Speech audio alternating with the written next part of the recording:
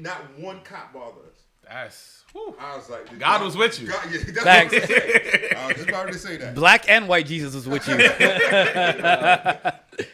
Crazy. All right, so that started. Oh, my neck. All right, cool. That started. That's cool. That's good. All right. So we're going to act like it's a week later, people, but welcome back to another episode of Digital Detox. I'm wearing the same clothes. Yeah, for real, right? That's your favorite hoodie. Come on. Come on, man. Not supposed to give it away. That's bro. your favorite hoodie. So make sure those with the handheld mics, make sure you have it like as close as you can to your face, please, and tongues. No doubt. All right. But anyway, welcome back to Digital Detox. You might see some familiar faces, some unfamiliar faces. I hope I'm not that unfamiliar today. I am Matt Violinist. Over here, I'm gonna go back with the old cast first before I introduce my new guest. We have Rob Beats over to my left. Shout out to Rob Beats. We got DJ Stallion, who's definitely a familiar face. And we have my almost favorite person, DJ Moore. One of my favorite people. You know why he's one of my favorite people? He's not my favorite person yet because I'm not making more money than he is. But we're going to talk about that another time. The bank accounts in this episode. I didn't know we were here to spread these narratives. Be showing bank accounts in this episode. Is what we doing. Facts. That's crazy. Mad receipts. I'm gonna have to pull up my Cash App.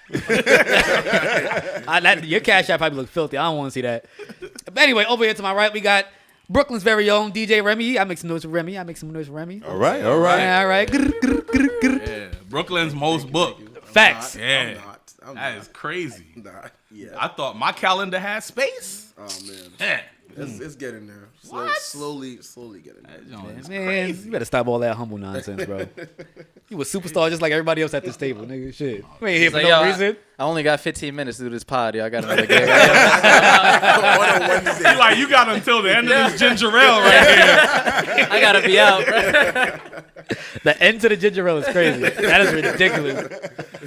Like, before the ice melt or after? Like, which one? Like, damn. But now, what's going on with y'all two, man? Like, you know what I'm saying? Y'all definitely like some of my favorite people in the business. Oh man, thank you. You know what I'm saying? Like, That means a lot. being around you guys is like being around family. I don't feel like I'm around my like constituents or Constituents. I know Around some words. pedestrians? Or pedestrians. All right. Yeah, I heard about it. I watched that episode. I was waiting for the words to pop up. I have not laughed like that in a long time. Oh my god. I was like, Oh man. What episode was Oh that? my goodness. oh my God. The sad story of Matt Violinist. Man. The fall. Misunderstood. The sad story of Matt Violinist, man. Damn. That's crazy. Nah, but y'all are definitely not pedestrians to me in most cases. In most cases, y'all are not pedestrians. But nah, for real though, like I feel like I'm hanging around my family when I'm hanging around you guys. Likewise. And I know you less as a DJ. I know you more as like, you know, the videographer. Media guy, yeah. Yeah, the media guy over at the Reggae Soca Brunch. You know what I'm Yeah. saying? That got to really see Tequila Matt in full form. Oh yeah. Tequila Matt is something. that? Exactly. You gotta be there. What's that? You Yeah. gotta be there. Bro, Tequila Matt crazy is you think pedestrians is one of the craziest things that I ever said? Jesus Christ. Tequila Matt is something different. Nah, it's different. That's Matt when he goes Super Saiyan. It's You know? different. It's like he just said that. Like no, he did. Yeah. He said that. It's crazy. That's definitely- water, right? And I got I don't even think I've Spicy water. I don't even think I've seen that yet. Nah, you haven't seen Not it. yet. Oh, you haven't seen that I yet? haven't seen it Oh, yet. I have- footage I is have in the some vault. clips That in footage is HD in the with vault, crisp bro. audio. You know, like how Bayesian Tube be having? I have it just like that. Oh, that's color graded and everything. Oh god. Yeah. Keep that to yourself. Keep that in the archive. Keep that in the archive, man. But what's good, Remy? What's going on with you? And move back in, so you keep drifting away. My Damn, bad, what's my wrong bad, with you? man. My bad. It's a ginger ale. But yeah, it's pretty good, man. Like this summer was a really like eventful summer for me and like my career. So it was just different to kind of see like how this business that like I kind of seen on the outside, now that I'm in it, seeing it like how it revolves around certain things. You know what I mean? Now that's actually a very interesting topic. Yeah. You put business in I quote unquote. I saw We it. here. I I saw that. I synced it. I synced it. We all did. I'm like, okay. Talking like, business. so are we I'm gonna- talking business. I was like, now. are we gonna get into what Yeah, business I mean, is? I feel like you guys would understand what I mean but regular pedestrians would not. The pedestrians won't get it. It's gonna happen. That's gonna be the key word the whole podcast for me. I'm sorry. All right, so before you actually explain the whole thing about the business, about what you didn't know from being on the outside versus being on the inside, pause. Y'all don't know what pedestrian means. So all when I said pedestrian when I was around them, I know you know. All I meant by pedestrian is just like people who are not actual professionals, or they don't know what it actually means to be in your field, right? So I'm a pedestrian too. If it comes to like electrical work, I'm not an electrician, Right. So I'm a pedestrian. Right. It's an interesting That's example crazy that he chose right there. That you put that out there. No, but that's what I meant it as. But they thought I was trying to be offensive. And They they never let me live it down. I knew what he meant. I just thought it was funny. Yeah.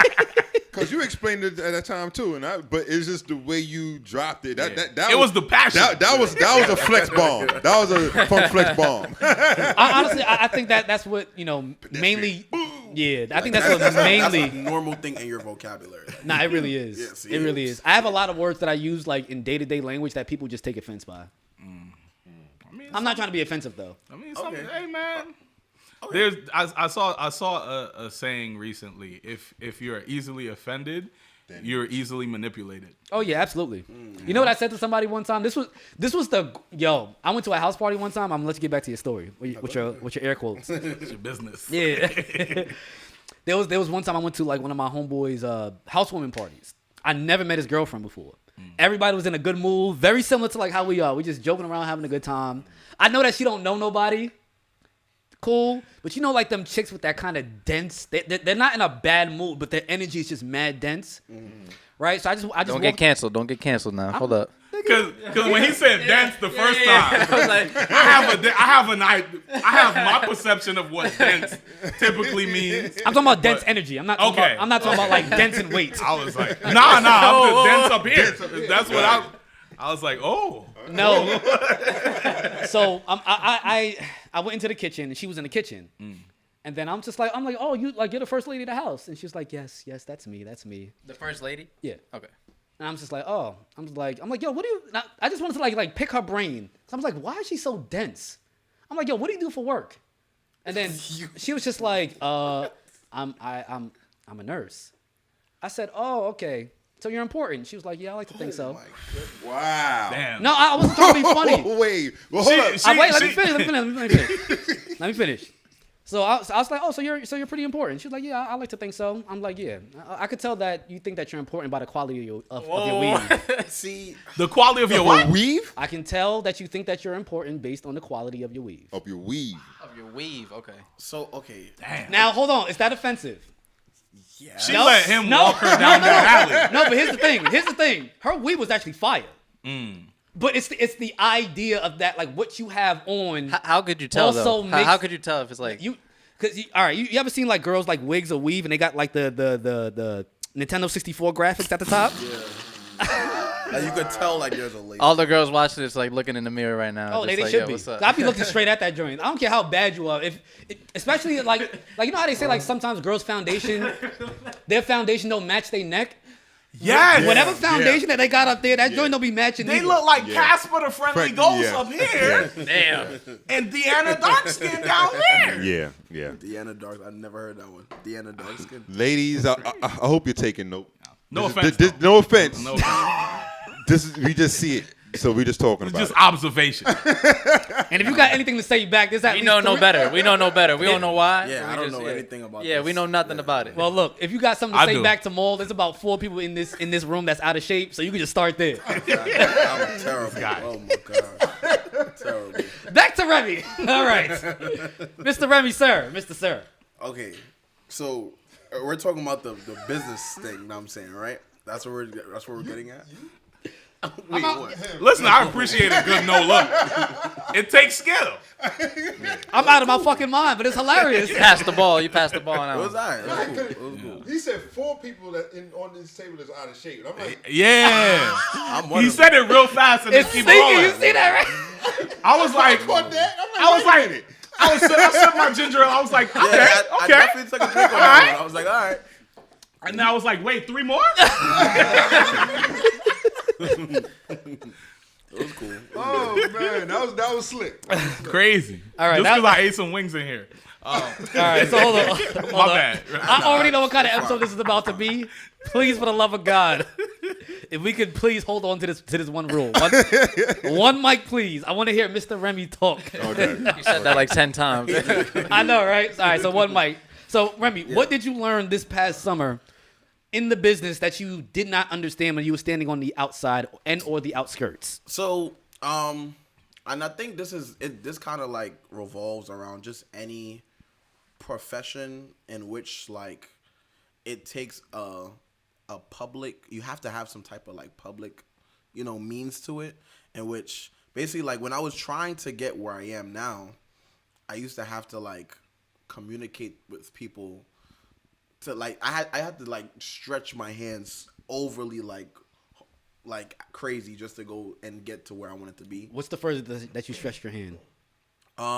Like to get in the door kind of thing? Yeah, you know what I mean? All right. So like there would be people that like I communicate with now that is like, "Oh yeah, Remy, like, yeah."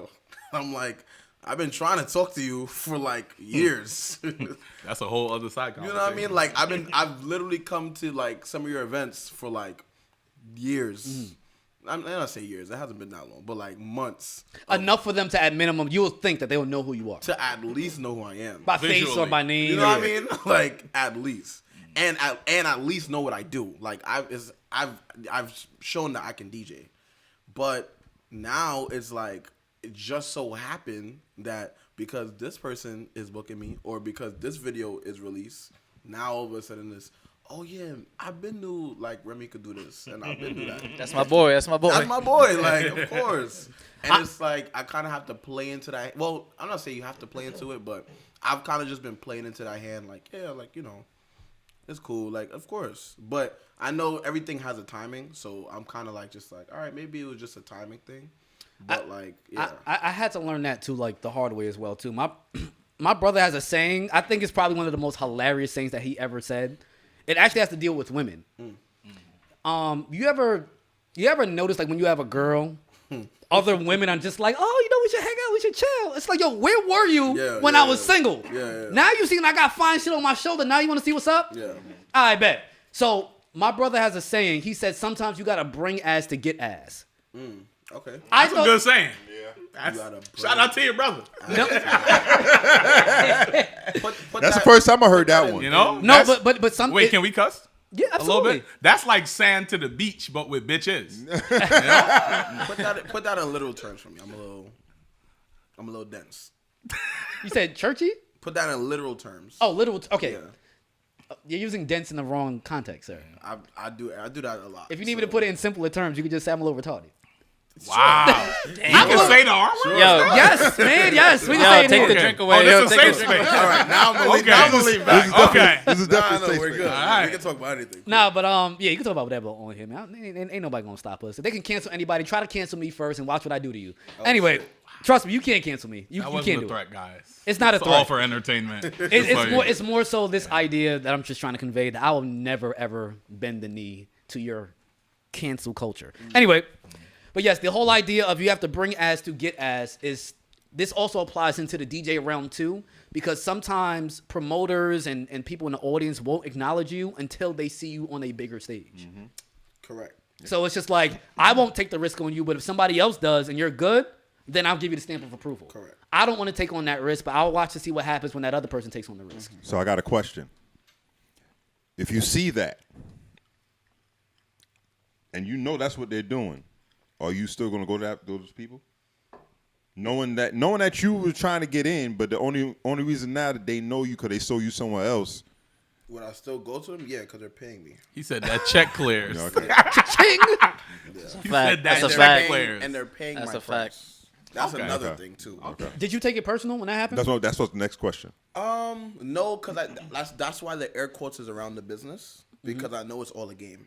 Like I know it's all a game. So even when I talk to like my peers about like my sudden success, you could say like a lot of people would say like this summer is like a sudden success for me, even though I felt like I always had the talent to do what I do. But this summer or this year is where people are recognizing it. Next year, it may not be as big as this year. And it just may be another talented DJ who don't have the opportunity right now, but next year, all of a sudden, oh yeah, he been nice, and then Remy bookings just start dwindling down. That's how it is for a lot of people. But my time, what I'm thinking now, especially for like next year, is okay.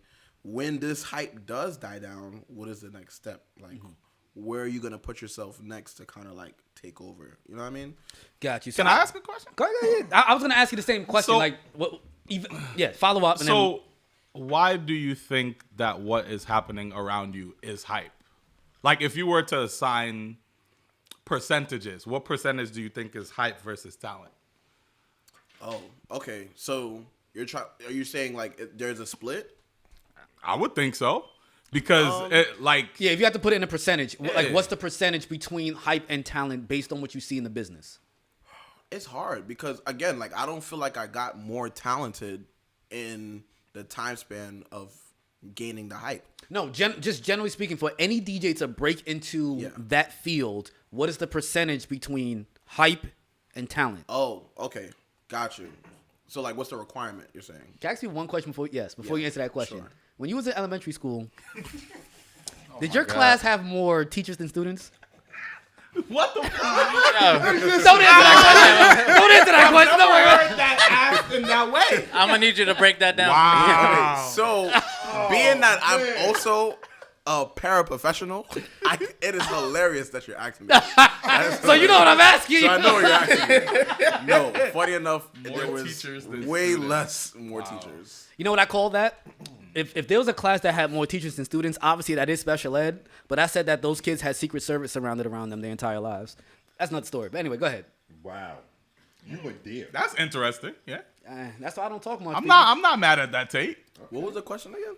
because my wife teaches at that kind of school, so that's why I'm not mad at that take.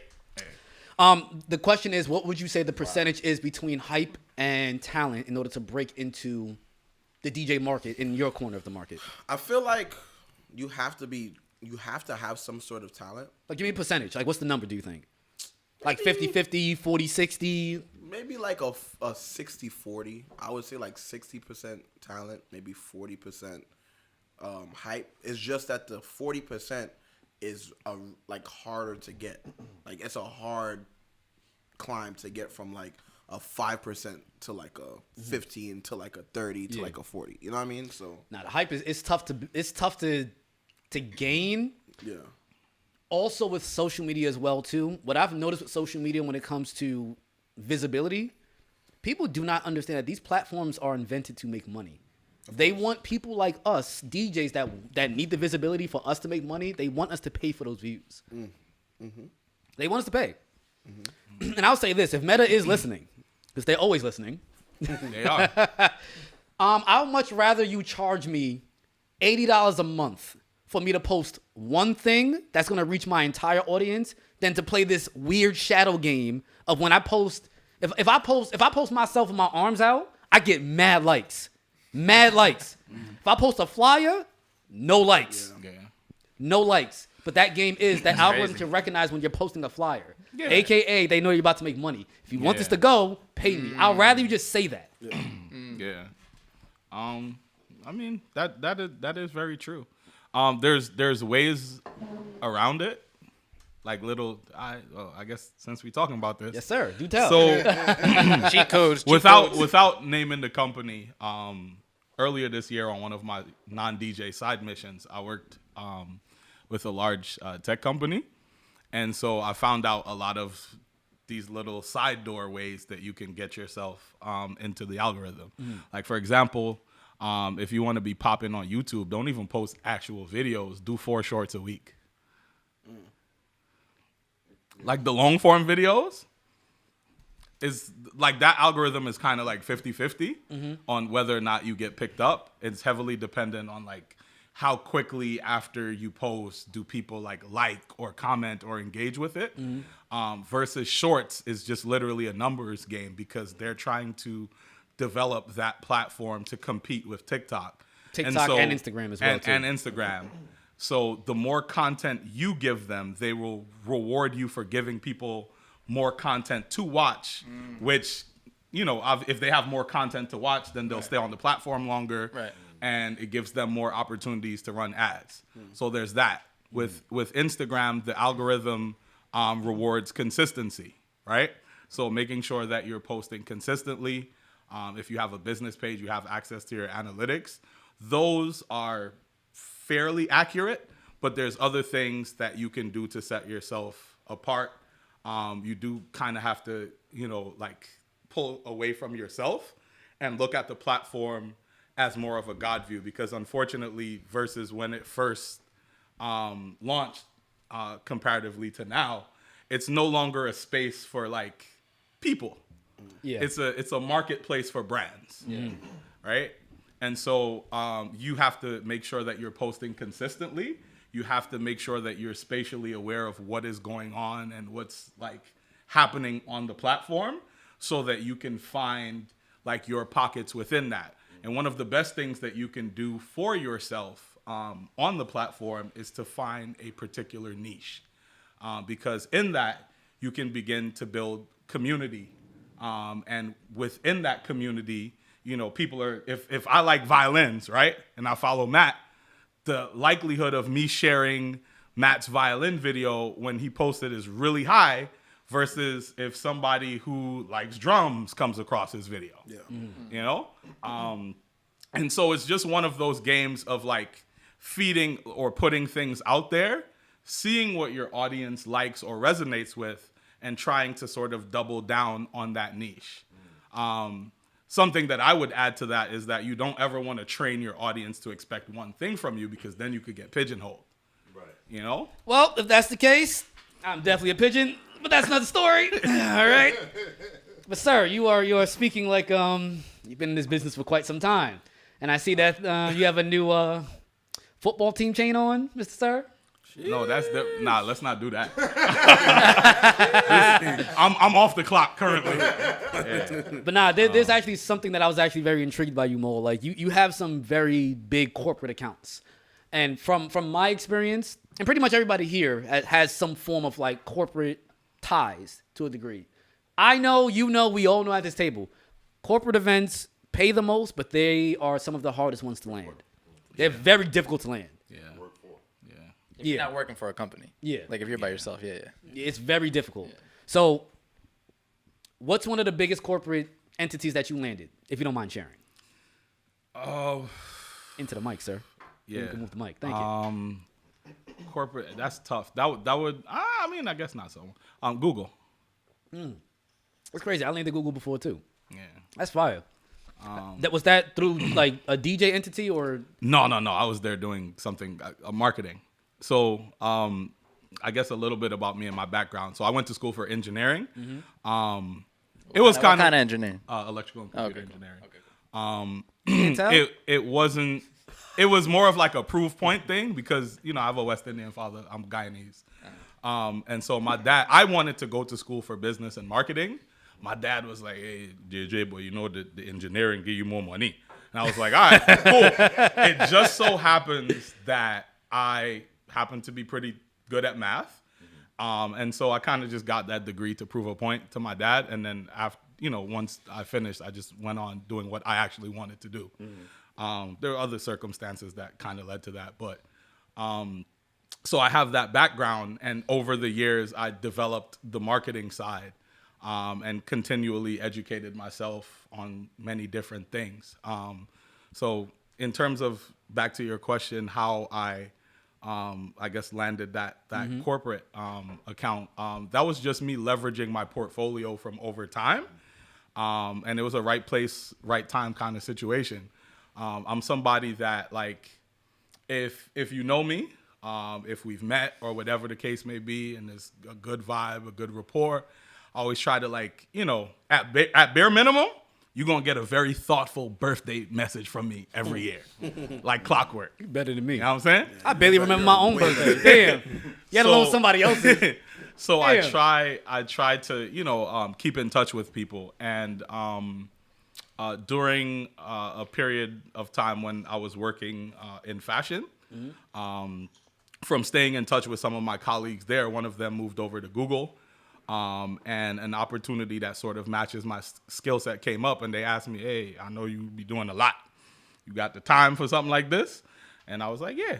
And that's how that opportunity came. It was, through a former relationship. It's crazy too. Like somebody, I think, no, you made this good point because we have a mutual connect, John Black. Oh yeah. For those who don't know, John Black is the official DJ for the New York Jets. Shout out to John. Yeah. My guy John. But anyway, my I remember brother. you was telling me that. I think you told me that John told you this.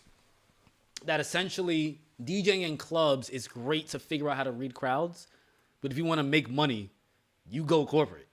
Yeah. You go corporate. It 100%. was John, and I'm not gonna call the DJ's name because of what I'm about to say after. Fair enough. But another DJ, maybe 15 years ago in SOBs, I saw him. He was like on the way out. I was like, "Yo, how you doing?" and stuff like that. Where you headed to? He was actually on the way to the airport. I was like, "Oh, what you about to do?" He's like, "Oh, I'm heading to LA." I was like, "What's out there?" He was like, "Oh, Apple." I was like, "Oh, they be having DJs?" He was like, "Yeah." I was like, "Oh, okay." He was like, "Yeah, I see you doing the club thing and stuff like that." But a little secret, the real money is with these corporations. I'm about to go DJ for 45 minutes, and they're paying me $10,000, and my room is gonna be filled with blue M&Ms when I get there. No, and they're dead ass too. They're not even joking. Yeah. They're not joking. Like he put, I only want blue M&Ms in his rider. So some poor soul had to sit and pick out the other colors because they don't just sell blue M&Ms. Right. But You know? I remember you made a good point. And I didn't get this. I thought like people were just being assholes when they did this. But there are people who are allergic to certain dyes. I never thought about that. I always thought that when people say I only want blue M&Ms, or I thought they were just being assholes. But people are legitimately allergic to certain things. That's a fucked up allergy. It is. I'm allergic to eggs. That's a terrible allergy. to I'm have. lactose intolerant, but I don't care. A lot of people Baby, don't. shitting up the A place. lot of people Damn. don't. I'm gonna order what I want to order. Yeah, If that's it's my it. time. It's my time, yo. So I have a question regarding like the corporate scene. So when I first started DJing, I was DJing like a lot of I guess you could say like family events and stuff like that. Like there would be times where I would go out to the club and stuff like that and see it. Be like, man, I would probably like play this instead of playing that. But it never like intrigued me like how like the I guess soca scene really did. But like the reoccurring theme every time I would do these house parties, like, yo, bro, don't worry about the club. Like, it's cool. Let these guys do the club stuff. Just do this stuff, because then you're gonna get connections with like corporate and weddings and stuff like that. And we know, like you said, that's where the money is. But is. young guy like me, I want to go. You don't want to hear that. You want to be where it's lit. Yeah. You want to be lit. I don't want to be DJing for no like 45-year-olds every day. Like, I want to be where the girls is at. So now I guess that's kind of like where I kind of put my DJing career towards. But when I do get tired of this stuff, I do definitely want to continue DJing because it's my passion. Yeah. But where the money is at. So what would you say is the right direction for someone transitioning from club DJ to private? Personally, I don't think any one of us can advise you what to do, because in the field that we're all in, the DJ and entertainment field, there is no roadmap. There's none. You know what I'm saying? So it's like the best thing to do is to figure out for you. This is what I'll say generally. Just figure out how you can get connected into corporate. Every business that you go to, every app that you got on your phone, a lot of these places are businesses. They have holiday events. You gotta think about it this way. These if That's you an easy in right there. Bro, if you holiday party? Bro, think about it this way. If I open up my phone right now and DoorDash pops up, you don't think that DoorDash has like holiday parties for the millions that they made in one quarter? Who do you have to talk to now to get in to do that party? And once you start connecting those dots, you know what I'm saying, try to find like the regional manager of like, you know, your state or your borough or whatever. Bro, and you start LinkedIn, yes. LinkedIn. Bro, you see what I'm saying? So there is no right answer to like get you in that space. But when you really Instagram is where you get lit. LinkedIn is where you get paid. Yeah. So it's just like, you know, once you start to like figure out how to bridge that gap on how to get there, ain't no stopping you at that point. I would say join like a entertainment company first, though. Like get your feet wet there first. At least you have like insurance and people that have your back, and then branch out. Like as you get your feet wet doing it, then you can branch out doing your own thing. That's what I think. did. Yeah, That's what I exactly. did. And I even did that too with you know, being inside of a. Damn, why can't I just say the word right now? What is it? Entertainment business, DJ business, whatever, conglomerate. I don't know why I just drew a blank. Anyway, it did help me though, doing that. That's how I met Rob. And I would say like the bigger corporate stuff, they're looking for that name. They just don't want just like a DJ. They're like, they want a whole company that has all this. And they're like, all right, they know it's like the insurance behind it being a company instead of your own thing. Yeah. There's a trust. It's a trust that thing, comes with, That's big in the corporate scene. In the weddings, you could probably get away, but some venues, they need that name to get into venues. Yeah, and even with the, what you call it, the company I started, I still work with them.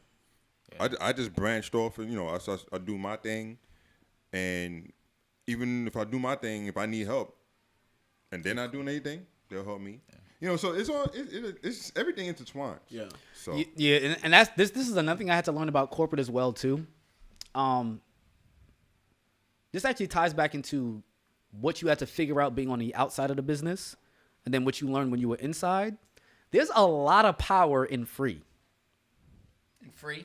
Yes. Free. I'm gonna add this to free. No, but it's no. I'm not gonna put no air quotes over it. There's a lot of power in free, and I'm gonna tell you why. If you actually have the skill and you're just trying to get people to see you, and you know that's the only real connection between you not having the money and making the money, it's just them seeing you. You actually have all the power if you can offer at least one free product to whoever. I'm telling you like this. Do you know how many?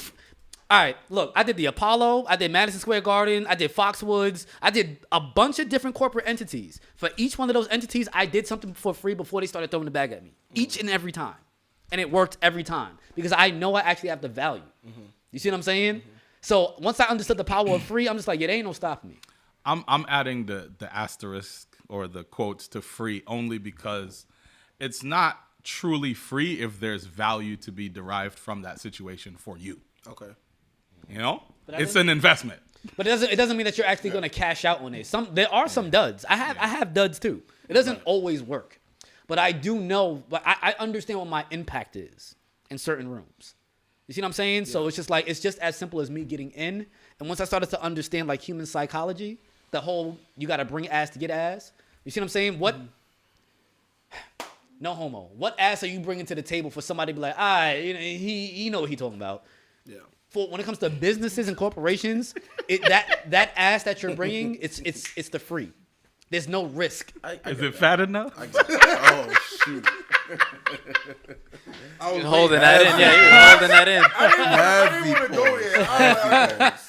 Pause on all aspects. I guess you have to pause the whole thing right there. Yeah. Jesus. No, Christ. but I definitely get that. Even in and I guess tracking back to what I was saying, not the ass, not that part, but the free aspect. Like for sure, I've done countless like bookings for free, countless. But it's not when they ask; it's when you offer. Okay. I tend not to do free events when people ask because when people ask me to do something for free, I can put it like 90% when they ask, 10% with like whatever. That's the hardest label in the world. When they ask me to do something for free, I can smell it instantly. It's somebody trying to take advantage. I look young, you know what I'm saying? They think that my energy is young. They're like, oh, you can get a lot of exposure. And I say the same. I hate that word. I say the same line every time. And I'm going to say it to you the same way I say it to them. If I'm guaranteeing you a performance, what are you guaranteeing me? Exposure. Exposure is not a guarantee. If I'm guaranteeing you something, what am I getting out of it? If it's not cold, hard cash, what else can you offer? And this is what I started to learn, too. I learned this when I started going to, like, Howard's Homecoming. There's a bunch of media out there. This is 50 Shade Room. There'd be a bunch of stuff out there. Mind you, these same people that are asking you to do stuff for free, they know who's coming to their event. Yeah. So I started to figure out this. I'm like, all right, fine. If you can't pay me money, for example, can you get me like an exclusive interview with the Shade Room? Get me a post on the Shade Room. Yeah. Get your value somehow. You see what I'm saying? So it's just like we already know what the Shade Room would do as far as numbers go. And it's just like, here's my thing. You ever heard the saying, the negotiation doesn't start until somebody's ready to walk out the door. Mm-hmm. This is how I know I always win this negotiation. When they tell me like, oh, we don't know if we can do that. I'm like, oh, really? Really? So I already know this now because I have like inside connects. When these media companies come out to these big events, they're paying them. You've already paid them. What is it really? Okay, if you ask them with your money that you already paid them for them to be there, how much, like, what are you really losing if you ask them, like, hey, can you just make sure you interview Matt the Violinist real quick? It don't have to be anything crazy, just 30 seconds. Yeah. And make sure you tag them. And also, if possible, put in that little contract there that you get, the footage and stuff like that. You see what I'm saying? Like, there's always something to exchange, even if it's not cold hard cash. Yeah. So even if you're not giving me the money, if I get the visibility from the shade room, in some cases, in many cases, that's better than the money. Yeah. Way better than the money. You'd be like, I'm free, but I'm not cheap. Right. The difference between doing something for free and just being cheap. It's value. Yeah. Right. Because so one thing that I don't, or I've changed in terms of how I do business is when people ask me like, oh, how much do you charge an hour? I don't have an hourly rate. Oh, yeah. My job as a business is to determine how valuable my services are to you and whatever it is you're trying to do, and then charge a premium for that. So I'll give a small example and then a larger example. So there was this lady that hit me up to do video for like her 70th birthday or whatever. And I was like, oh, how come you're doing video for your 70th birthday or whatever? She's like, well, I got married a few years ago, and one of my biggest regrets at that wedding was that I didn't get a videographer or whatever. And I was like, so capturing this memory is pretty important for you.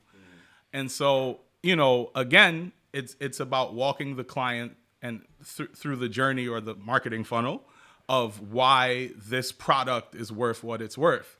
So I take her through the paces of what it would take. I was like, tell me everything that you want, right? Because that's another thing with like negotiations and meetings. You should be doing as little talking as possible because realistically, they're selling you because you're the one that is bringing the talent to the table. And they know this. That's the reason why you're talking in the first place. So what do you want? And she went, oh, I want this, and I want this to look like that, and I want that to look like that. And I was like, okay, in your mind, what does something like that cost? The number that she landed at was $800 higher than the number that I would have been okay with. It's the exact opposite when I do stuff like that. I go in front. Really? Bro, I be getting some disrespectful emails, bro. And I like. I don't do nothing over email. Oh, everything has to be a phone call. No, I don't do phone calls because like I'm already. He don't got time for that. He don't got time for that. I'm already half retarded, bro. Like I don't got no time for that, bro. You know what I'm saying? Because it's just like. That's when you get got on the phone calls, and it's like right at the moment, they're like, yo, tell me right now. Nah, you ain't gonna rush me. Nobody can rush me on the phone. Nah, and like for me, it's just like playing the violin. People don't understand how like information dense that is. It's very difficult to play that instrument. You got to remember like numbers and different positions, pause. It's crazy. So like to talk to you on the phone and try to remember what we're talking about, I'm like I'm cool for that. Just email me. But asking them what do they believe something is worth. When they come to me, this is what I've noticed. The people that come to me with the most nonsense as far as negotiations, as far as the final figure, they're only doing that because they spoke to like 4 other violinists. But who they really want is me. Mm-hmm. So they want to hire me, but being that they spoke to 4 other people, they be like, oh, they charge $200, so you should charge the same price. Well, book them. That's literally. I don't go back and forth with them anymore, and I just make it very simple. Y'all could take notes on this too. I say with respect, ma'am or Mr. Sir. My price has nothing to do with how they do business. You're hitting up Matt Violinist for a reason. Yeah. They were just like, oh yeah, we were hitting you up because my entire family is Jamaican and Trinidadian. You play the soca music like really well. I'm like, okay, well, who else did you hit up? Or I hit up Mei Ling. I'm like, yeah, what does Mei Ling do? Oh, he's saying names. Dropping names. I was about to say. I'm just throwing out names. That was Throwing out names. It's not real names. Oh. But it's just like, oh, she's I a. thought that Mei Ling was a real person. I was like, well, damn, Mei Ling. So it'll be other violinists that are like super classically trained, or they have like a different niche. Yeah. And they ask them what their price is, and now they're trying to stamp that price on me. And it's like, no.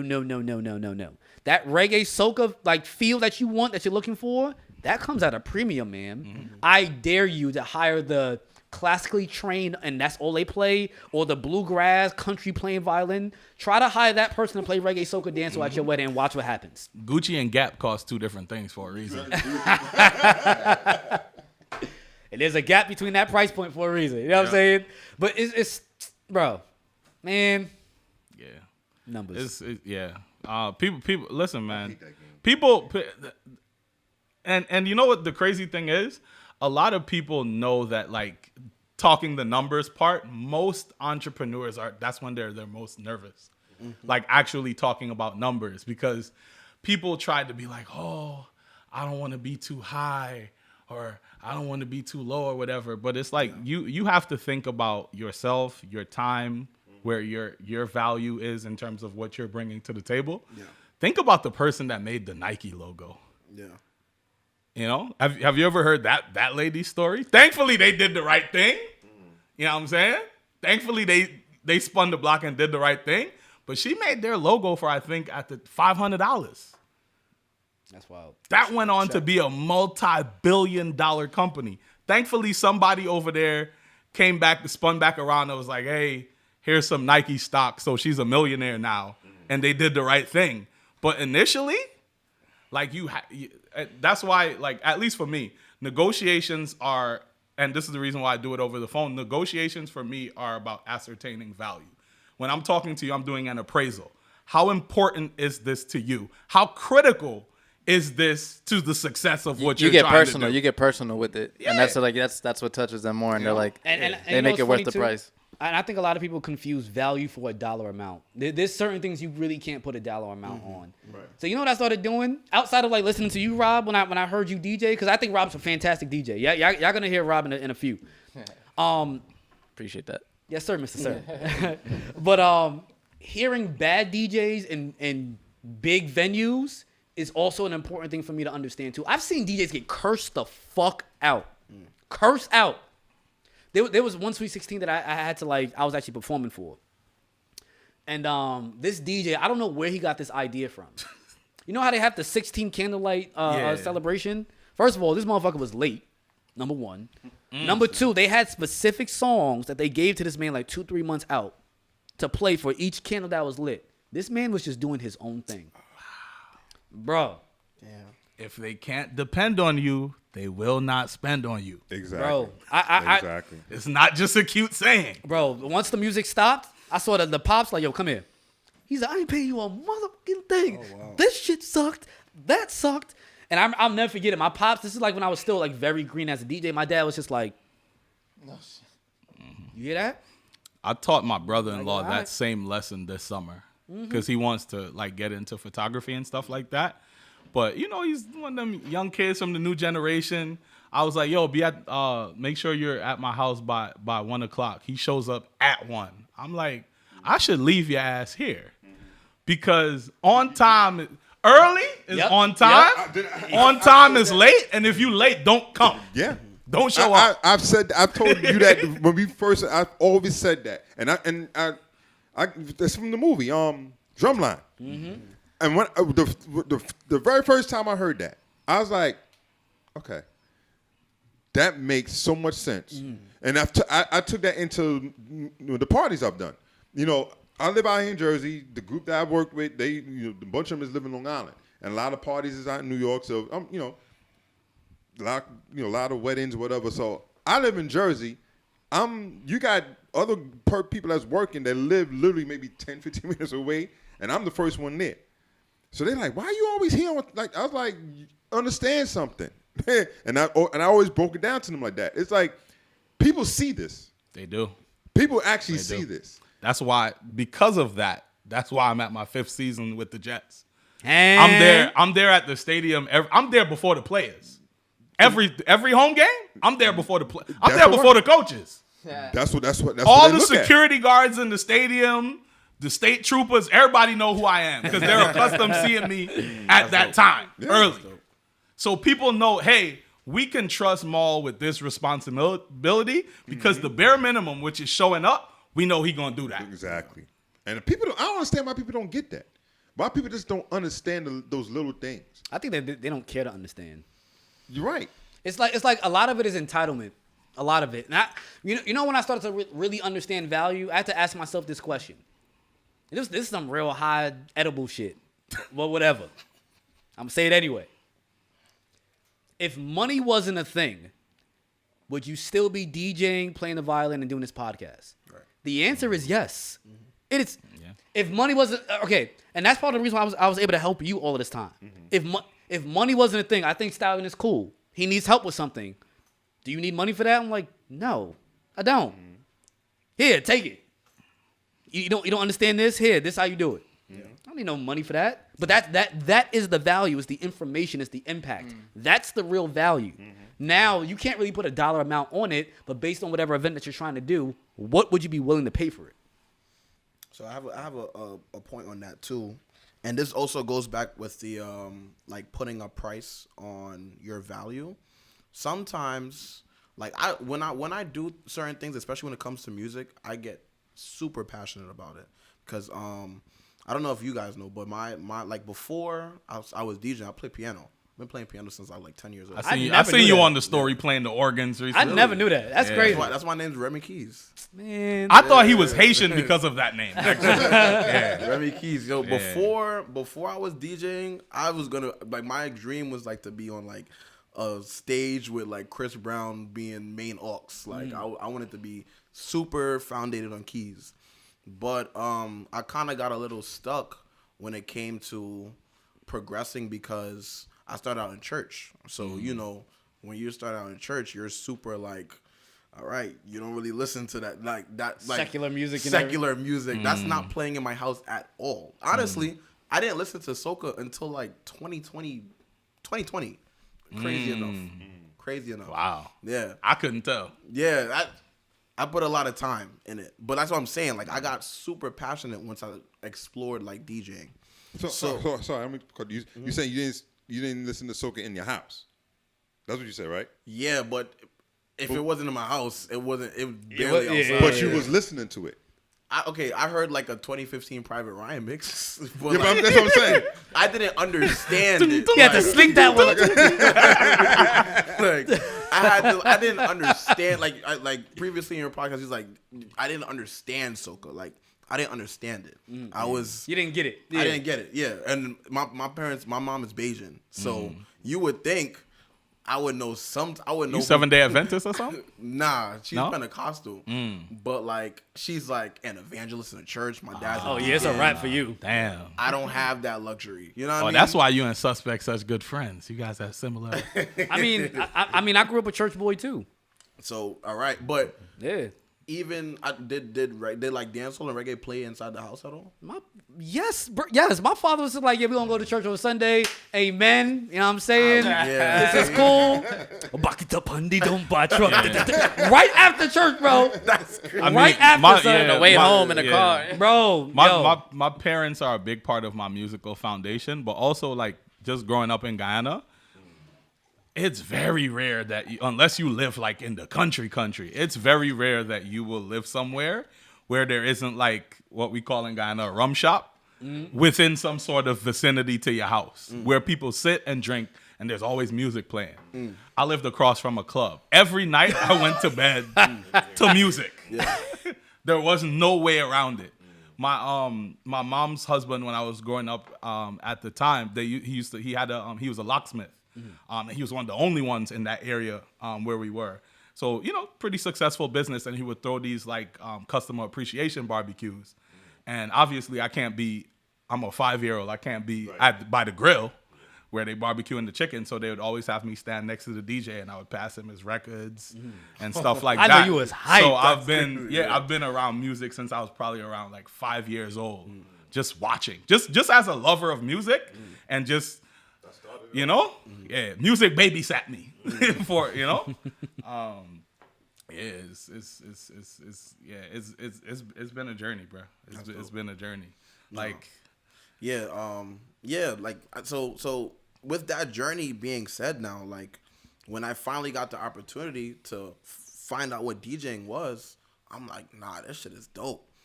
And that hype is now trying to turn into, I guess you could say, popularity. I wasn't really like fiending to be like the biggest DJ, whatever the case may be, but I'm like, I want to work hard to show people like, yo, I could do this shit. But with all of that passion, like you're saying, sometimes the value of it gets a little undermined, because now I'm like, damn, like, people could pay me to do this shit, but I really wouldn't care if I didn't make $1 from it. Mm-hmm. So now it's like, all right, when people are saying, yo, you should start, making that profitable, it's like, where do I even start to put a dollar amount on what I'm doing? Because I could literally play music for 10 hours straight and be happy. So I think about it this way. This is why I never go under my dollar amount, specifically with the violin. When people try to like lowball me, like this person was charging me $200. Why are you charging me so much money? I'm just like, Mr. Sir, how did you find me? Right. I found you on Instagram. I'm like, okay. How many videos did you watch? Well, I watched all your videos. How many videos would you say that is? Over 100. All right, cool. Well, you do understand that to make one video at that time, it took me about 3-4 hours to make one video. I was posting every day, every single day. I said, sir, did you go to college? Yep. Okay. And based on your credentials, you want to get paid for said degree, correct? He's like, yeah. I said, it's the same thing here. Yeah. You want me, you pay me. Yeah. It is what it is. People think that DJing is just us up here maybe doing something fancy with Spotify or YouTube or Apple Music. Like, there's some people that genuinely feel that way. But I liken DJing to like being a surgeon, right? But with more difficulty. So imagine a surgeon showing up for surgery, right?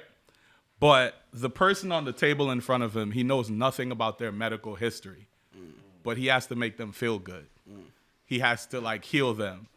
Despite what happened to them in the past, how they got to his table, he has no knowledge of that. But in this moment, this is all that matters, making this person feel better.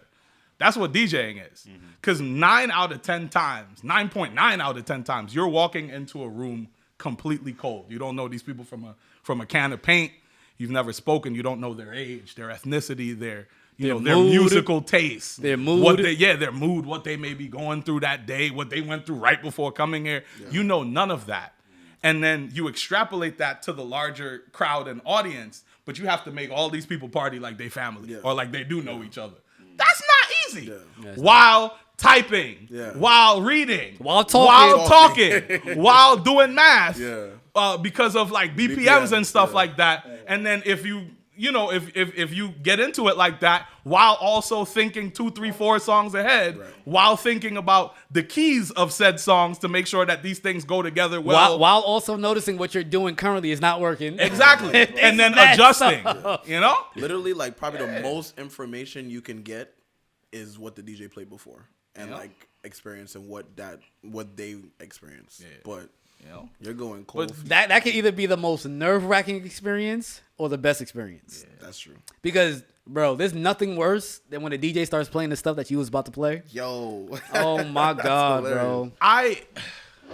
I feel like at the current stage of my career that I'm in, that I've outgrown that. I think I've reached the stage where I'm unburnable. Because I've realized that I don't care how fast you play the records. I don't care how many big records play. You cannot play everything. Mm-hmm. And so now this is just a test of, well, Maul, how good is your musical knowledge? Mm-hmm. That's your success is on you, not on anybody else. Yeah. That's it, period. See, for me, the reason why that's tough, because I'm still newer in the soca realm. Same.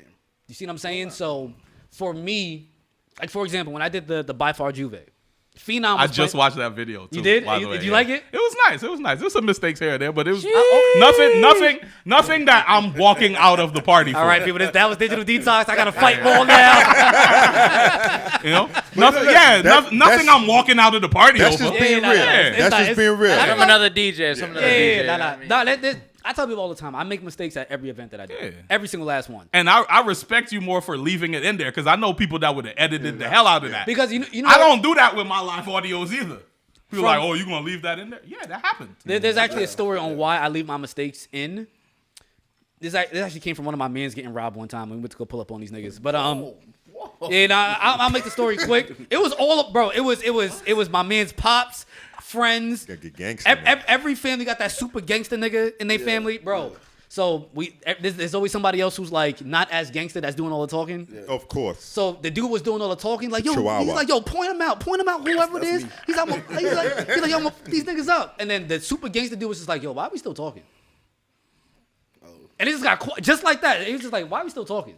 So in my brain, when I heard that, I'm just like, all right, cool. I'll leave a mistake in, but what are you really gonna do? What you gonna do? I'll continue listening. Most people don't have the courage to even get on that stage. Most people don't have the talent to get on that stage. You know what I'm saying? And then most people don't have the courage to make the mistake. Listen back to your mistake, know what you did wrong, but still post it. You know what the other part is that kills me? What? If you watched an hour set of mine, and during that hour I made 2 mistakes, and you're gonna judge me on those 2 mistakes versus the 98 that I didn't make, then that says a lot. That says more about you than it does about me. Right. And being a professional, They're gonna think they're right. Yeah, but here's the thing. I think people get the. That's why they're pedestrian. Exactly. Thank you. There you go. Thank you. There you go. It's the DJs that hate more though. I think so. They're the biggest haters of that. They're We had that listening discussion. for the You just mistakes. can't help it though. Like We've had that discussion. Yeah, nah, we did. There's a lot of I think people hate on each other generally speaking, but DJs have there's like a special section of hate that they have towards other DJs. They listen to you for the mistakes, not for you to kill it. They're like, Yes. I want you to mess Yes, up. and you know what? I'm gonna be honest. I had to get out of that phase. If I didn't get out of that phase, you wouldn't be here. You wouldn't be here. You wouldn't be here. You wouldn't be here. You know what I'm saying? If I was only listening for the mistakes. But when I had to switch that over, like when I started to like really expand my horizons and understand things, I'm just like, yeah, no, you have to listen to people to hear them do good. Once you do that, you'll get a lot better. You know what I'm saying? So, but anyway, what the hell was I saying? You were talking about the hood nigga and Oh yeah, but it's like what you gonna do? yeah. And oh, this is what I wanted to say. Why you leave like you messing up in the videos? Yes. I think a lot of people have this misconception that professionals means that you're perfect. That's not what that means. I've heard some of the greats make some critical mistakes. You got professional athletes making mistakes. You know what I'm saying? And You seen that track runner from Haiti that went over that hurdle and no? I You don't didn't- know I that didn't from see the that. Olympics? we gonna laugh just not to hurt your feelings, but you know what I'm saying? When you edit it, I'm gonna send you the video so you can see. Yeah, send us the video. I'm gonna send you the video. Yeah. I'm sorry. No, because it's like up until that, he's at the Olympics. So up until that point, he clearly has performed at a level of proficiency worthy of him being there. Yeah. And then that one misstep took him out in front of the whole world. Yeah. Take all it takes. And then even if you look at like basketball, like what's Steph Curry's like shooting percentage of his career? It's like around 50% from 3. It might be like low 40s. Bro, that means that at minimum around 50% of the shots that he takes from 3, he's gonna hit. Which means that the other half are missed shots. Those are mistakes. He's still a professional. Just like they say with the baseball players. If you hit 300 for your career, you're in the Hall of Fame. But that means you're only getting 3 hits out of 10 at bats. Yeah. So you got to be able to just wear everything out and then just But everything has context, and I feel like people like to remove the context so that they can be hypercritical. You know what? I was about to say I love to argue with those people, but I am going to say it. I love to argue with those people. The people that pretend that context doesn't exist, you are going to get smoked by me. If you ever try to have a conversation with me, you're going to get smoked. Because I'm all about context. Yeah. Mistakes happen. That's just what it is.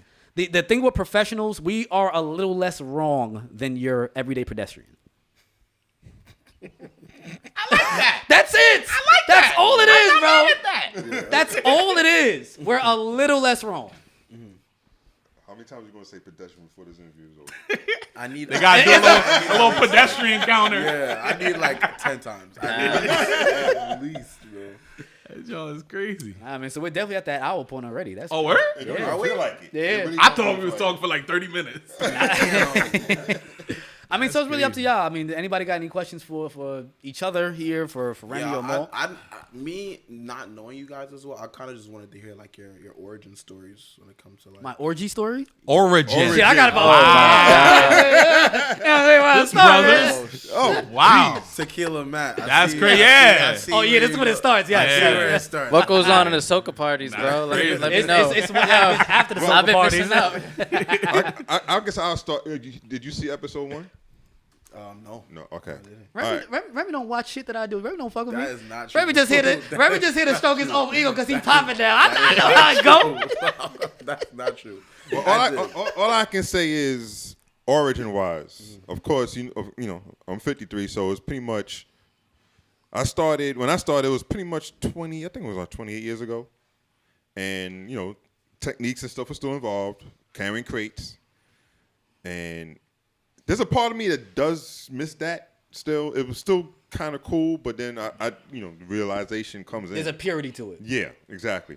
But I remember one of my boys actually was DJing, and he's the one who actually got me into doing it. You know, I ran into him just like this, you know, getting together, and I saw him do DJing.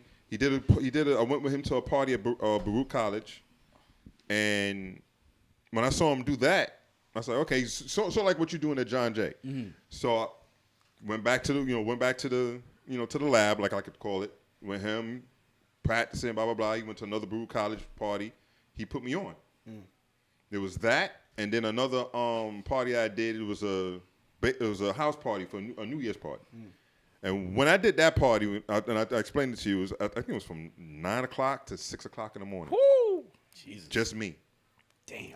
That's crazy. That'll really expose you as a boy. DJ. But when I tell expose you, I was tired. For free. For free. It was for free.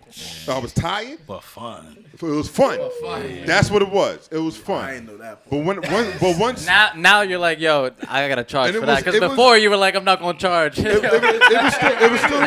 I'll still do the it for free. techniques. That party was still techniques. Rev, move in a little bit. It was still techniques, and it was those speakers that you have to split the wire and then Oh, yeah. that type of stuff. Speaker wire. Those speaker wires. Yeah, not Right. XLR, Black and red wire. No With quarter the inches. little black and Yes, red thing exactly, on the back. exactly. With It was the amp. that type of party. So, you know, but once it was over, even though it was freaking 9 hours, and by my mind, I had a freaking good ass time. You, of course, like any other DJ, there's mistakes in the middle, blah blah blah. But what happened was throughout that night, the people that was there, they had a good time. They saw the mistakes, and they all lifted me up. Yeah. And that's all I needed.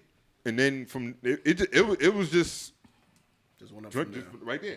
Let me just kept capitalize going. on that too. He played 9 hours of music, Yeah. and we complain about a DJ Somebody opening up playing for that. 1 hour. Yeah.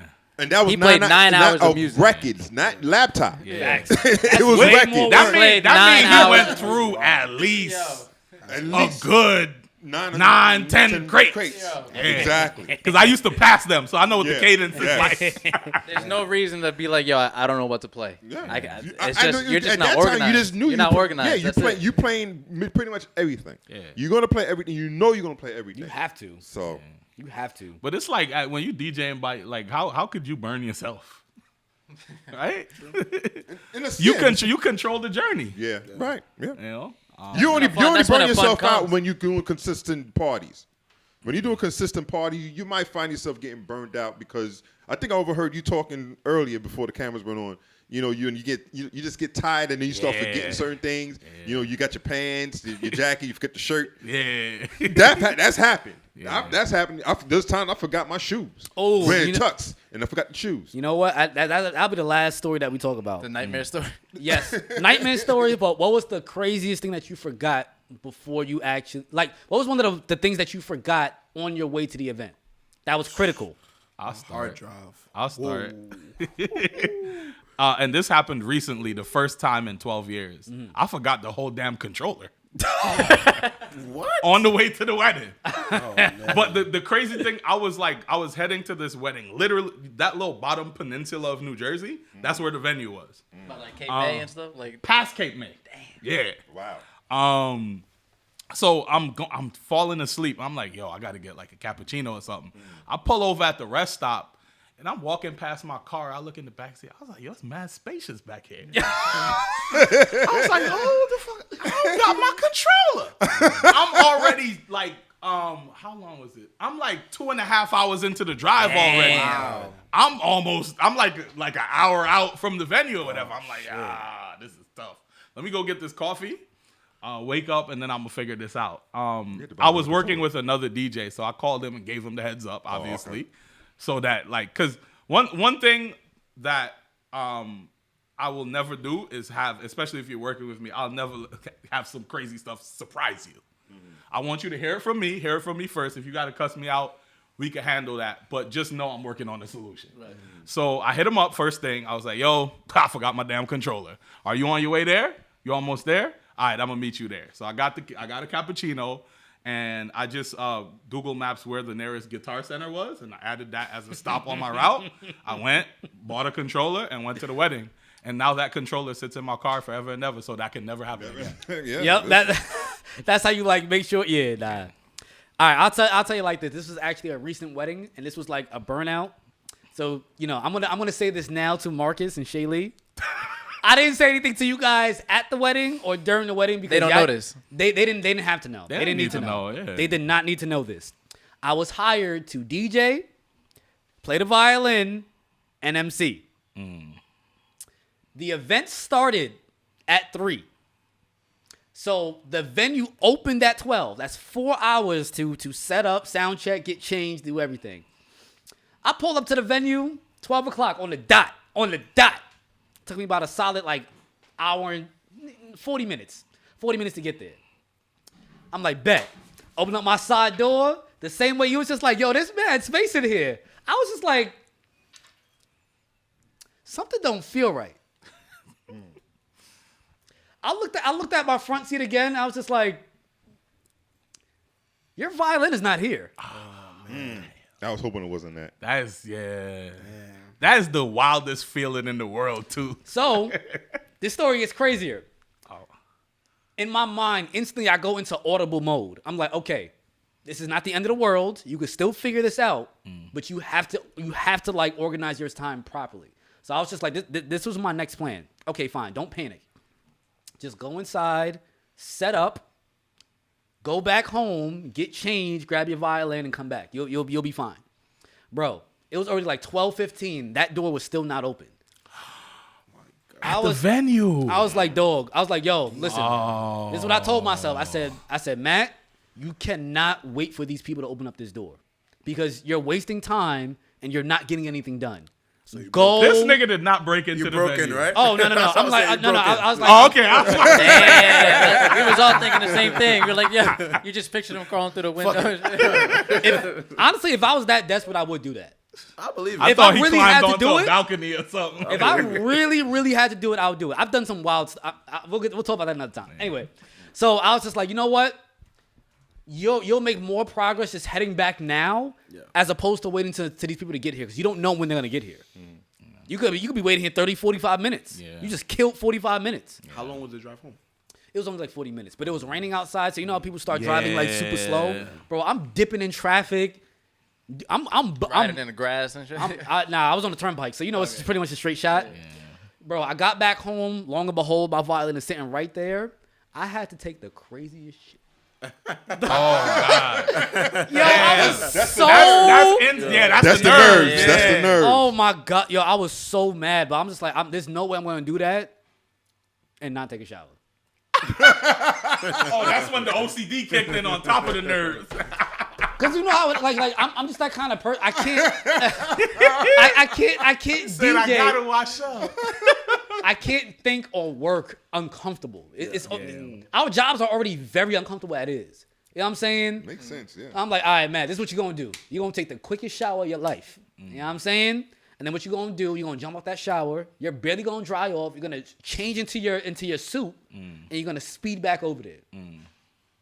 So I did all of that. I sped back over there. I thought the wedding started at 3, but I was doing so many different back-to-back events. Yeah. Like the numbers just kind of got fuzzy. Bro, the wedding started at 3:30. That 30-minute time frame gave me more than enough time to comfortably, but still quickly, set everything up, check everything, and be good to go. So you set everything up in your suit? Yeah, everything. Damn. Yeah. Everything. I can't do that. Nah, me neither. Because I sweat crazy I've regularly. done that before. Sometimes you have to do it. Depending on like circumstances, you have to just figure it out and just say, you know what, this is what I got to do, and just bite the bullet for that day. You have to. Because pretty much like, okay, the way that the time unfolded, by the time I got back to the venue, it was already like 2:15. So if it starts at 3, the guests are showing up at 2:30. Yeah. So my thinking was this: I don't mind being in panic mode internally, but I didn't want to look like that externally. Like I don't want the coordinator to be like, "Yo, we start in 30 minutes. You're not changed. You're not set up yet. What's going on?" You sweating. And I'm sweating. I can't hide the sweat. They would have got me. You late. Oh, you late. I start stuttering and stuff like that. Whenever I'm setting up, I don't like people. That's why I'm always so like early. I don't like people looking at me while I'm setting up. That alone makes me start sweating all crazy. Yeah. On time when you're early, you're late when you're on time. So I was just like, you know what? I'd rather get changed. I'd rather mess up my suit trying to set everything up. And then, like, by the time I'm set up, I don't have to go get changed. True. Because I don't know what it is. There's something about trying to change quickly that never works out for me. It never works. Especially for weddings, bro. Yo, it never works. Even when you got time, it take forever. Oh, my God. So I'm just like, I'm not dealing with that. So, luckily, thank God, everything worked out smooth. Nobody knew nothing went wrong. You know what I'm saying? Supposed to be. I was cool. Yeah. Story. I'm gonna be honest with you. I can't even come close to those two stories. I'm gonna say I'm lucky enough to not have something like that happen to me.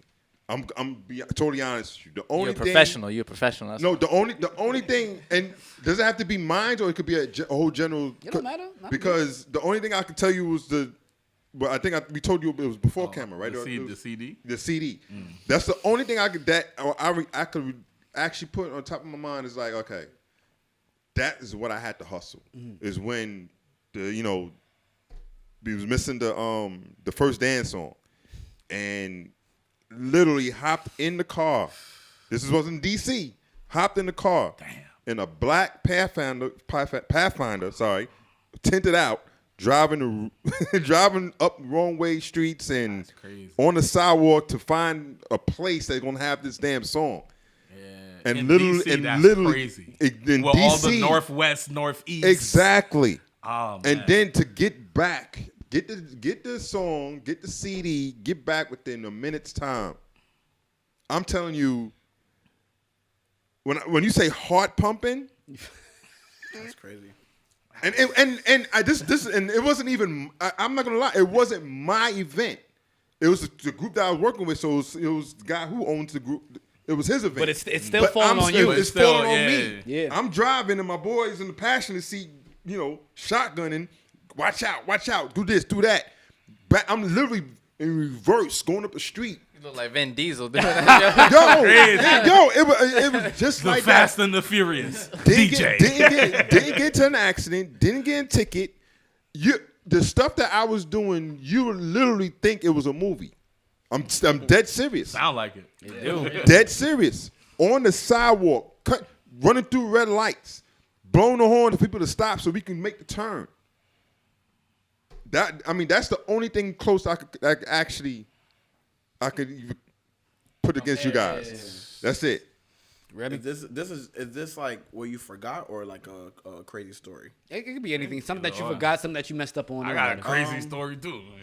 I guess like when I was young, even though I'm still young, but like when I was like first DJ, it has to be like year 1, year 2, and like you know how you have like your DJ like idols, but then you have like the local people that you're like, man, this guy is really good. Like I would love to like So it was this guy, and I just so happened that the booking that I had decided to put us two together as a duo. He's a great MC.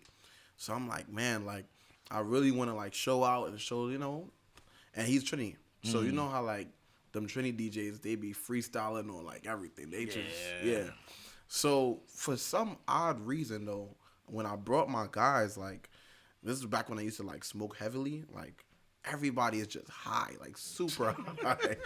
And I'm like, man, let me smoke just You're to cool bugging. down. Damn. Once the church boy pick up the blunt, it's a wrap. Pack him up. Oh my Pack him up. Damn. bro. Something to take the edge off. You know what I mean? Take the edge off. I just had I think crazy enough too, I had a private booking before it. You know how you usually have your private booking early and then the club booking later. So this is my technically like club booking. I walk in, ceilings is low. I could see the hookah smoke literally going past me. It's like a trap box in there. And I'm like, oh my goodness. I'm already high.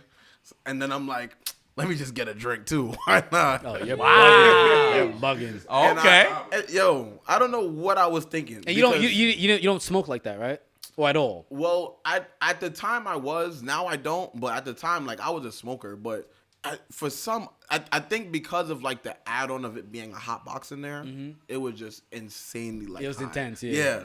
So, and I think I played at like 1 o'clock. So this Probably is like caught prime. some secondhand high in there too. Yeah, Probably you know what I third mean? hand. That was a third world high. That's what I'm saying. Like, honestly, if I had smoked before, when I got there, I should have been okay.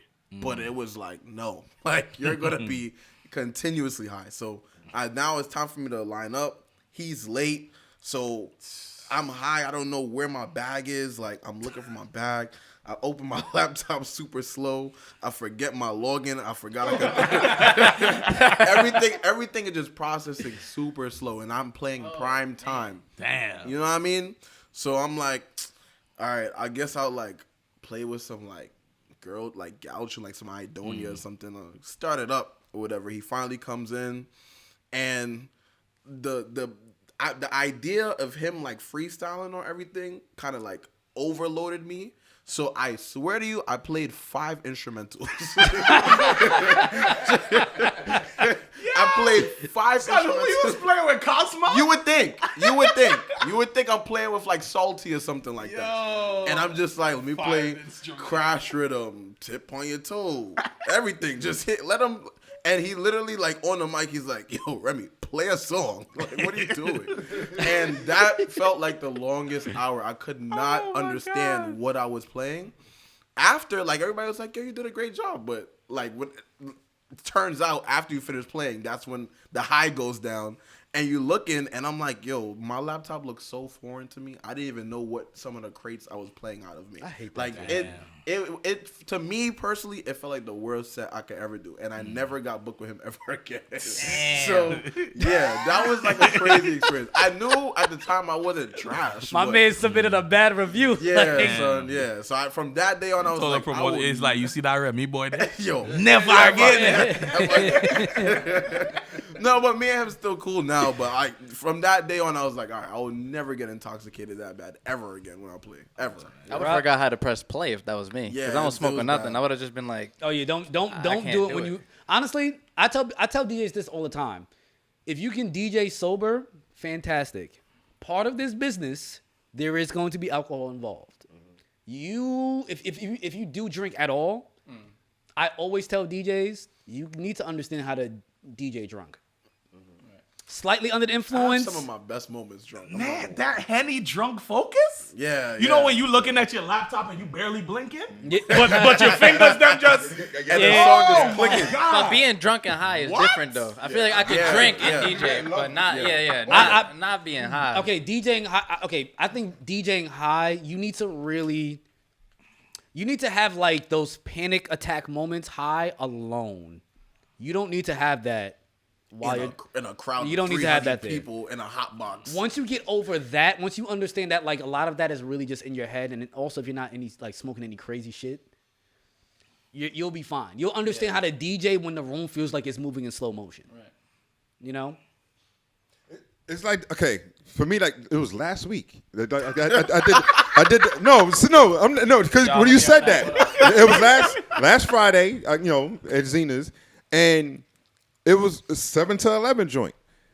There was a class of 85 there, and pretty much every time I go there, Zena, she take care of me. Right. So I'm just getting drinks all the time. So when I'm drinking, she knows what I like. She sends me the spicy margaritas. When I tell you I'm DJing, everybody having a good time. I'm also bringing them back. That 4 hours went by like that. When you in a flow, everybody's having a good time. You said the Henny, but it's for me. It's just that whatever alcohol I was drinking is the mixture of that, the crowd having a good time. When I literally looked up, it was 10:35. I love that feeling. I was like, oh shit. I was like, okay, That's amazing. okay. And you know what's crazy? Going back to your baseball analogy, like if you hit the ball 3 times out of 10, you're a Hall of Famer. Mm-hmm.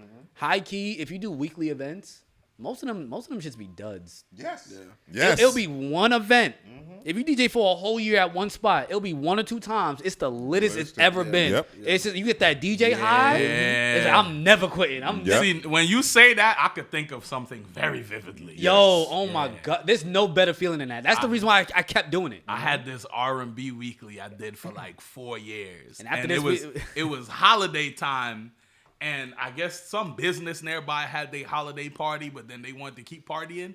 And everybody from wherever they were walked in. And I'm DJing, I'm doing my 1-2, everything. It's lit already. Mm-hmm. And then you just hear like the sounds of the singing get louder. Mm-hmm. And I actually, because I was in one of them focuses. And I look up, the club is full. Yeah. I'm like, oh, it's a party. And then you just get kick it in gear. And I'm already an idiot. Like, when I'm like, my favorite part of DJing is the entertainment aspect. I like connecting with the audience and stuff like that. You've probably never seen that side of me. I've seen you just sing. yet. I've seen you sing at a pool party when you were talking about this song. This is the only song in my range. Oh yeah.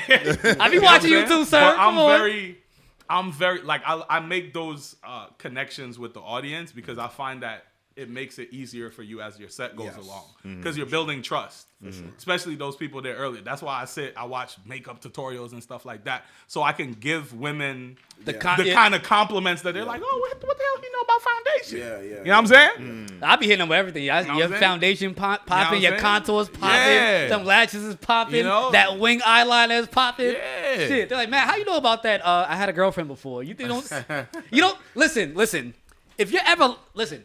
I was late to mad events before because my girl couldn't get her fucking wing eyeliner correct. I'm like, what is a wing eyeliner? Just come outside. You ever saw like the little thing? Yeah, the little Siamese joint in the corner. Yeah. That's the Siamese joint. The little sagwa. I'm gonna use that in my next book. I'm gonna use that in my Halloween book. Like, how many people got wing eyeliner the on? Japanese characters that they put on their face. Them joints. Did you actually say that? You were just thinking of it. What? Like, say that to your girl. Say what? Like, yo, what's taking so long? Let's go. I didn't understand. Okay, so this is actually something I'm surprised you're still living right now. If you actually, do you see how I talk now? Pedestrian? I don't know. So, before obviously I'm talking about it like in context. At first, I didn't get it. I didn't understand why I said I have to be here at 7. I'm gonna pick you up at 6, and you're 30 minutes late. Yeah. I didn't get it. You know what I'm saying? Because in my brain, I'm like, just put your clothes on. Yeah. Because we're dudes. We're dudes. I'm like that with anybody. If I say I'm coming to get you at some time, be ready. So I had. Would you leave though if they late? Yeah, I did one time. I definitely did because like this is one thing I had to put in context. Yeah. And this might be the reason why ladies start listening. You're not gonna mess up my joy. Digital Detox now. So I didn't understand the process of how long it takes women to get ready. So they also don't understand the process of us doing our job. Mm-hmm. So there was just a major disconnect. So it's just like, why do you have to be there at 7? It starts at 8. I have to set up. Mm-hmm. If I get there at 7:30, I'm going to be late. I'm late. what I'm saying? So once I'll never forget it. I watched my girl like watch makeup tutorials. I didn't judge it, even though I thought it was fucking dumb. I was like, this is stupid. But I just watched it. I just watched it. I just sat there. I just watched it. I didn't say nothing. Whatever. I'm like, oh, okay. Because I wanted to understand. That's all I wanted to do. I just wanted to understand. So once I understood that, and I watched her do her makeup, and I timed it in my head. I'm like, God, this shit took an hour and a half to do your makeup? 45 minutes? I'm like, all right, bet, cool. So once I started to understand that, I started to say this. I said, how long does it take you to get ready, like in total? If you come out with me. Just the works. Hair, you know what I'm saying? Outfit, makeup, everything. They're like about 2 hours. I'm like, okay, perfect. So I have to be somewhere if I have to be somewhere at 8, this is what I tell them. All right, so I tell them, don't be ready for 6. Be ready for 5. And this is why I say be ready for 5. Because when I watched her do her makeup, she got phone calls, little stupid text messages. She messed something up. She got to wipe it off and start. That's crazy. Do you see what I'm saying? So, like, what I ultimately did for her, I had to teach her the DJ world, but in makeup terms. You got to leave room for you to make mistakes. And once I started doing that, that's kind of profound. Facts. Once I started doing that, I never had any problems. You have to leave room for mistakes, because one thing I'm not going to do, I'm not about to allow some girl to mess up my reputation. And that is Digital Detox, people. I go by the name of Matt the Violinist. Rules to date, Matt. Rules to date, Matt. Yo, listen up. You know what I'm saying? Listen, they are non-negotiables. It's non-negotiables. No. Listen, pedestrian them favorite DJ. Bro, I be telling chicks, they be like, hey, you can't handle me. I'm just like, miss, you need to submit your application to date me. What the fuck is you talking about? Let them know. You know what I'm saying? He said it's strict over here. Listen. I've been a pedestrian before. You've never been Matt the Violinist before. You don't know what you're talking about. Jeez. We're going straight to straight to my podcast. Literally. I need my credit. That was like directly to. Please, sir. Wow. You know what I'm saying? So, once I really think, you got to just drop the mic on that, bro. Listen. Drop the mic. Listen, man. That's it. I'm doing too much. Cut the show. I'm here for it. I got time. I cleared the schedule. We got a DJ, man. Damn, we got like 4. We got 3 DJs. Hello. And in Jesus' name, go ahead, Remy. Finish the prayer, Remy. In Jesus' name, we pray over Philly.